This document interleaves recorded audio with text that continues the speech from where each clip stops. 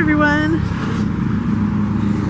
We are here today at Covenanter Cemetery. This is on the corner of Hillside and High Street in Bloomington, Indiana. And we are going to take a walk around. This is one of the oldest cemeteries in Bloomington. I think it was one of the earliest established ones. This was connected to the Covenanters, clearly by the name of the church. And they were very involved with the Underground Railroad. And in fact, one of the people we're going to look for today in the cemetery was an African-American freed woman who was a member of the Underground Railroad, I believe. And there are several houses here in town that were stops on the railroad. But the Covenanters were Presbyterians. They were Scotch-Irish Presbyterians. And they were severely against the idea of slavery. And so this cemetery is really important in that bit of our history here in Bloomington. Because the Covenanter Church that used to be located right over here somewhere was a stop on the railroad. So let's take a walk through Covenanter Cemetery. Now, this is a current cemetery. There are lots of newer graves here, particularly over on this side. This is mostly newer burials. I don't usually go over to that side just out of respect for the families. And this side over here is very much my favorite just because of the old headstones. They're absolutely gorgeous. So let's take a look here. Here is Isabella, wife of John Smith, born November 27th, 1815, died April 7th, 1887. It was beautiful. It's got the urn on top and some ferns carved into it, and what also looks like maybe grape leaves. It's really interesting. Got a saying down at the bottom, and here is John Smith, her husband.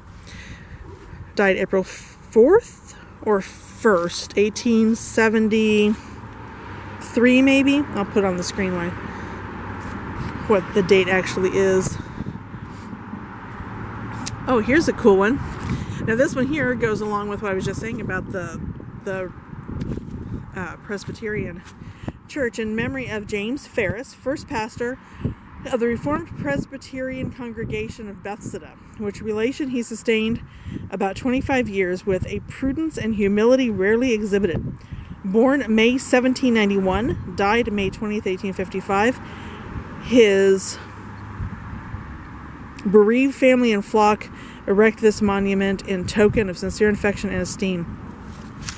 And this was J.S.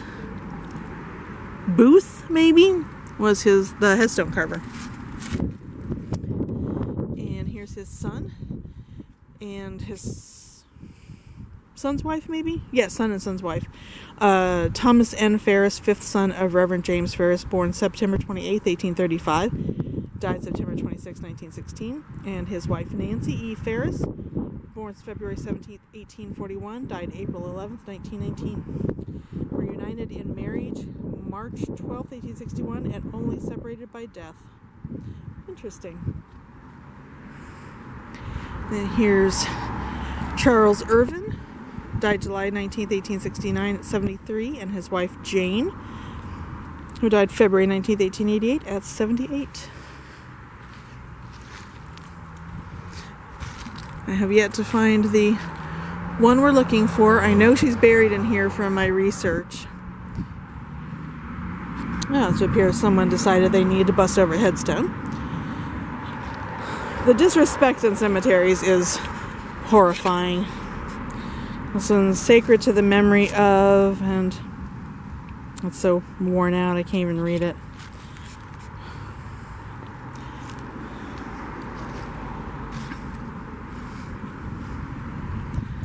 Here's Elizabeth McCoffin.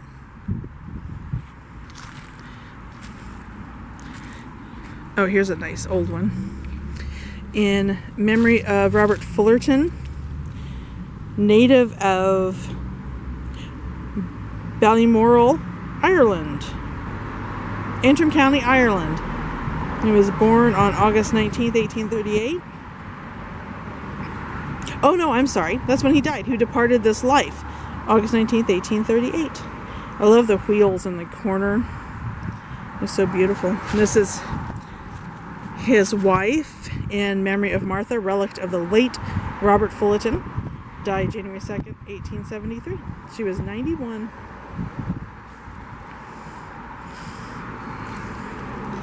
And this would be their son, but I can't read the name. I think it might say John.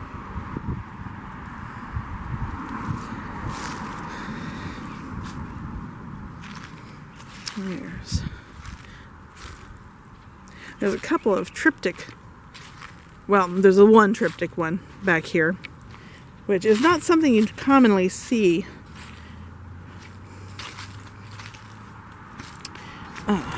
Triptych stones I find are more common in Europe, especially England, than here. It was a beautiful stone.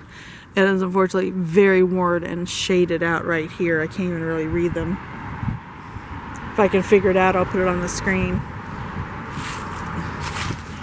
This one's another beautiful one. It has a willow tree at the top of it. They're very lichen covered.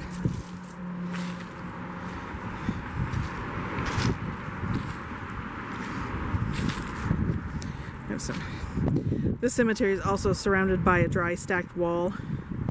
I do believe that from what I've read, this is the original wall in the cemetery. Unfortunately, it's taken some damage from a big storm we had come through some time ago.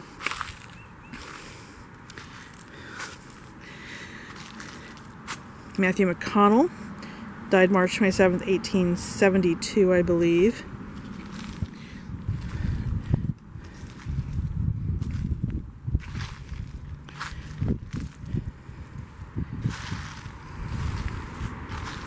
I have yet to come across the stone I'm looking for.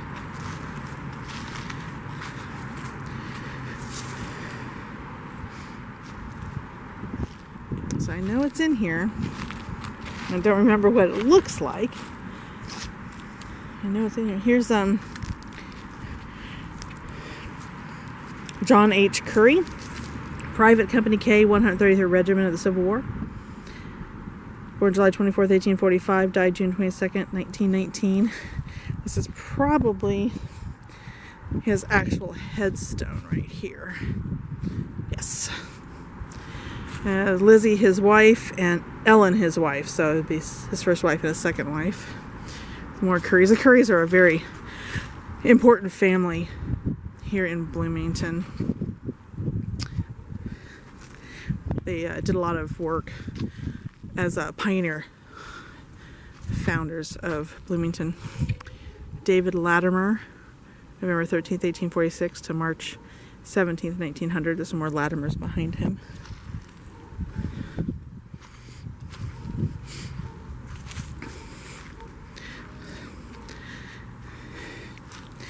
This is an Anderson family. Ida L., Bessie, Carl, Charles, and Nanny. And this one was carved by Johnston and Sudbury, a name we've already seen.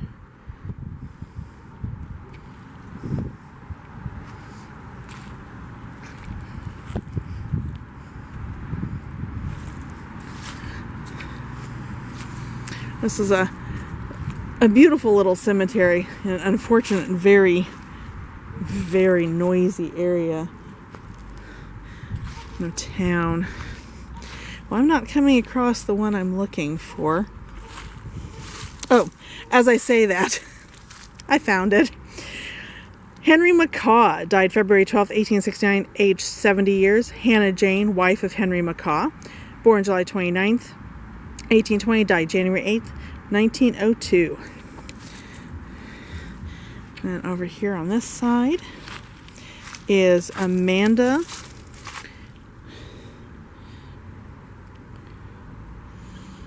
So this was a child, December 7th, I can't see this, it's 87th to April 10th, 1888. She was 4 months old. And then On this side we have Henry W. McCaw, June 12th, 56 maybe. I can't read the rest of it. Also looks like it was a child. This here also appears to be Henry's headstone. So infant son, born June 13th, 1856, died February 13th, 1867. Or 1857, I'm sorry.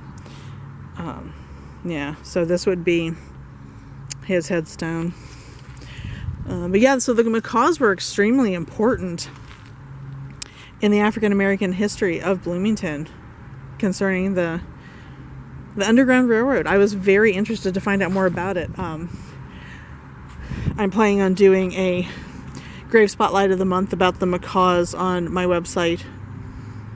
I'll walk through the tombstones. The link to my blog will be listed below. Yeah, please go check it out. I've got over 115 different cemeteries that we visited since we started doing this in 2015, and then there are various grave spotlights of the month and pages that link back to different bits of history about Bloomington and the people that lived here and made Bloomington what it is. So, all right, well, we're gonna take a break here, and we will see you next time. Thank you so much for joining me today for this walk through Covenanter Cemetery in Bloomington. Until next time, bye-bye.